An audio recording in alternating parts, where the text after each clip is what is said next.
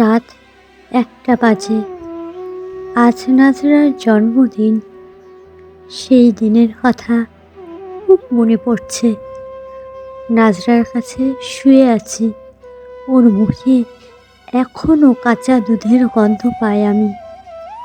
চোখের উপর এলোমেলো চুল, কোলবালিশটা শক্ত করে ধরে ঘুমাচ্ছে। আমার এখনও মনে পড়ে যখন ওকে প্রথম কোলে নিলাম। সে যে কত বড় প্রাপ্তি, কত বড় পাওয়া, তা কখনো বলে বোঝানো যাবে না।